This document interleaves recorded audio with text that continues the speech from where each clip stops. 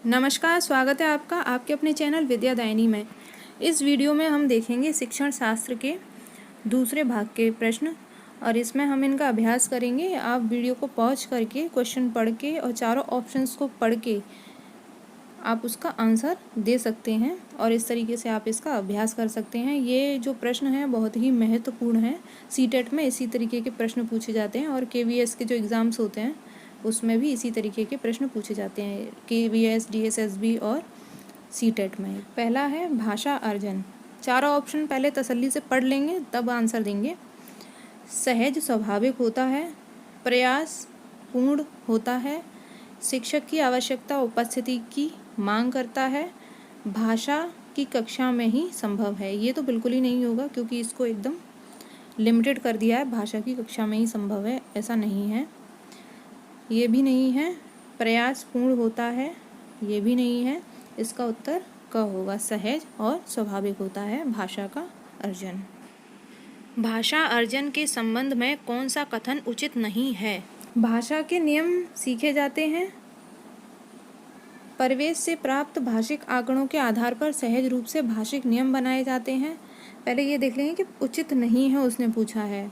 भाषा अर्जन के भाषिक परिवेश महत्वपूर्ण होता है। भाषा अर्जन में भाषिक परिवेश महत्वपूर्ण होता है। इसमें समाज सांस्कृतिक विशेषताओं को सहज रूप से आत्मसात किया जाता है।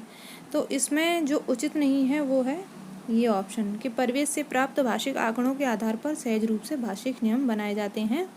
यह कथन इसमें उचित नहीं है, तो उत्तर होगा इसका ख।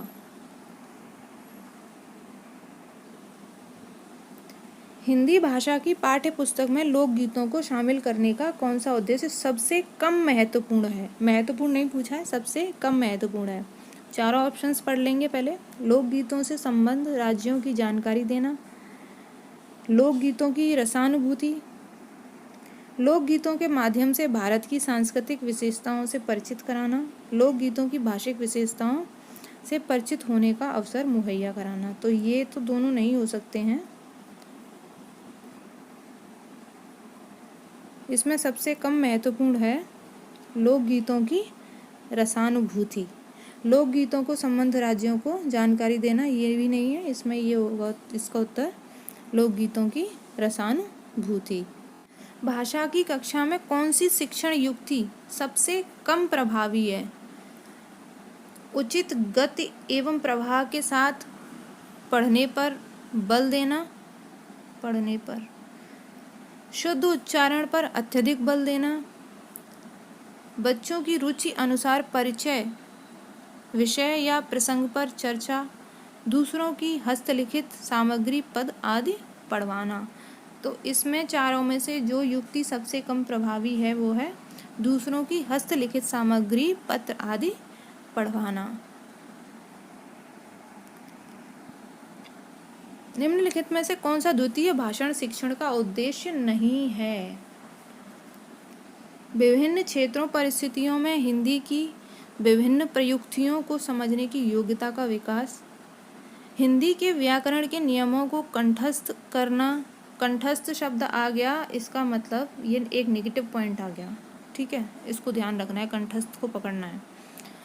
दैनिक जीवन में हिंदी में समझने तथा बोलने की क्षमता का विकास, बोलने की क्षमता के अनुरूप लिखने की क्षमता का विकास। तो इसमें पूछा है इसने कि प्रयुक्तियों में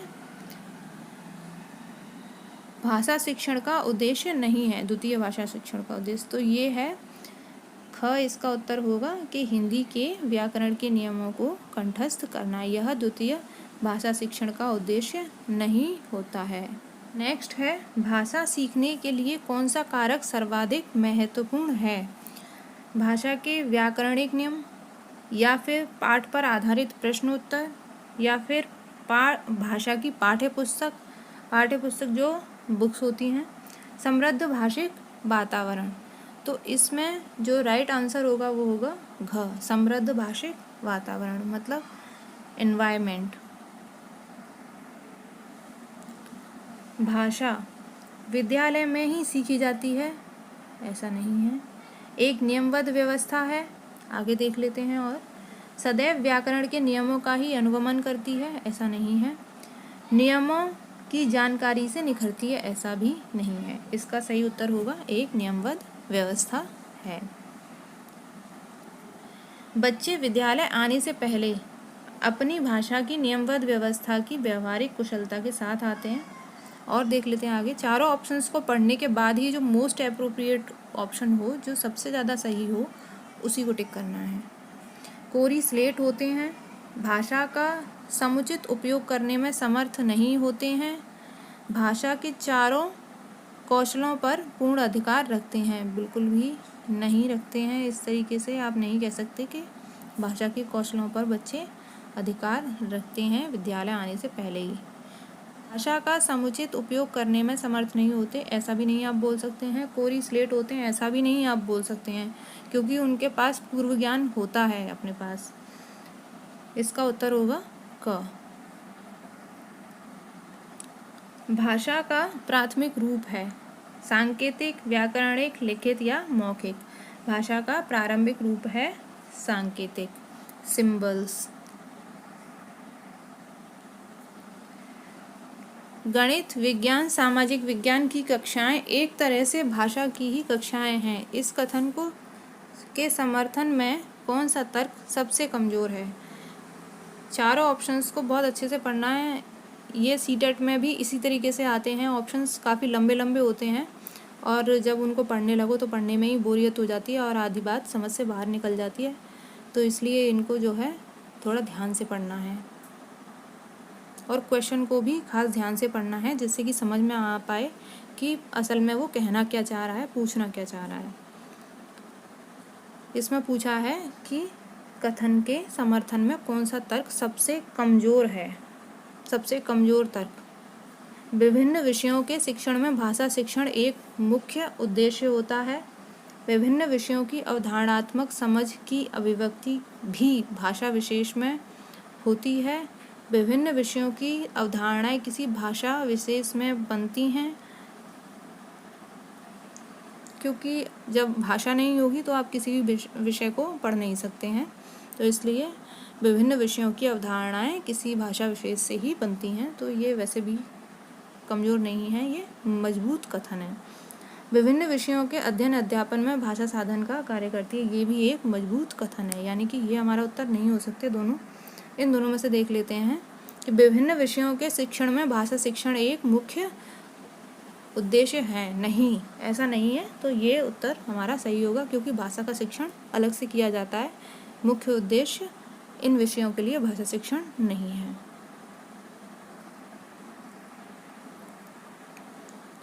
निम्नलिखित में से किस उद्देश्य के लिए प्राथमिक स्तर पर भाषा नहीं सीखी जाती है? जीवन की विभिन्न स्थितियों को साधना, भाषा का व्याकरण सीखना, मन की बात कहना सुनना, अपनी अनेक जरूरतों को पूरा करना। तो इसका जो सही उत्तर है वो घ है। भाषा की प्रकृति के संबंध में कौन सा कथन उचित नहीं है? भाषा कठोरता से व्याकरणिक नियमों का अनुसरण करती है। भाई यही सही नहीं है, क्योंकि यहाँ कठोरता शब्द आ गया और ये उचित नहीं हो सकता है। कठोरता शब्द पेडागोजी के अंदर। इसमें फिर भी हम ऑप्शंस को पढ़ लेते हैं। भाषाएं एक दूसरे के सानिध्य में फलती फूलती हैं। भाषा एक नियमबद्ध व्यवस्था है। भाषा का जितना अधिक प्रयोग किया जाए उतना ही भाषा पर पकड़ मजबूत हो जाएगी। बाकी तीनों उचित हैं और एक ये जो क है वही उचित नहीं है, तो वही हमारा उत्तर होगा। भाषा सीखने में होने वाली त्रुटियां भाषा का प्रयोग ही असफलता की ओर संकेत करता है।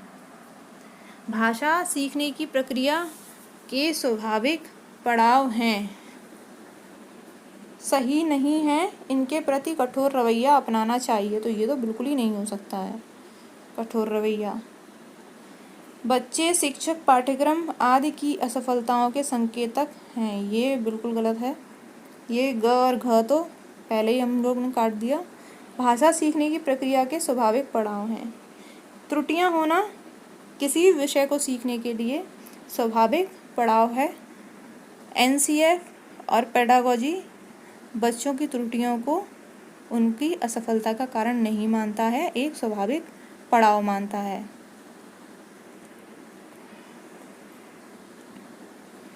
द्वितीय भाषा के रूप में हिंदी सीखने का मुख्य उद्देश्य हिंदी के व्याकरण पर अधिकार प्राप्त करना, दैनिक जीवन में हिंदी में समझने तथा बोलने की क्षमता का विकास करना, मानक हिंदी लिखने में निपुणता प्राप्त करना, हिंदी और अपनी मातृभाषा के अंतर को कंठस्थ आ गया है तो ये तो आंसर होना ही नहीं है, क्योंकि उसने मुख्य उद्देश्य पूछा है, कोई नेगेटिव बात यहाँ वो नहीं पूछ रहा है। मानक हिंदी लिखने की निपुणता प्राप्त करना ऐसा भी नहीं है। दैनिक जीवन में हिंदी समझने बोलने की क्षमता का विकास करना, इसका उत्तर होगा ख। बच्चों में भाषा सीखने की क्षमता जन्मजात होती है, अतः भाषा शिक्षण का कार्य नहीं किया जाना चाहिए। भाषा शिक्षण का कार्य घर पर ही किया जाना चाहिए, फिर स्कूल को खोलने की ज़रूरत ही नहीं है भाई। उनकी इस क्षमता का भरपूर प्रयोग करते हुए भाषाई नियम सिखाए जाने चाहिए। ऐसा भी नहीं है कि बच्चों की किसी भी क्षमता को लेके और उन पर उस चीज़ का बर्डन डाल दिया जाए कि नहीं भाई आपकी क्षमता का भरपूर प्रयोग करना है, ऐसा नहीं करना है बिल्कुल भी, तो ये गलत है। बच्चों को समृद्ध भाषिक परिवेश उपलब्ध कराया जाना चाहिए, ऑप्शन घ हमारा आंसर है और ये सही है। तो ये थे आज के हमारे कुछ पेडागोजी के क्वेश्चंस। यदि आपको वीडियो पसंद आया हो तो इसको लाइक कर दीजिए, चैनल पर नए हैं तो इसको सब्सक्राइब ज़रूर कर दीजिए, वीडियो को शेयर कीजिए, प्रेस द बेल आइकन, जिससे कि आगे आने वाली सभी वीडियोज़ आपको तुरंत मिल जाएं। इस वीडियो में इतना ही। सुनने के लिए बहुत बहुत धन्यवाद। जय हिंद।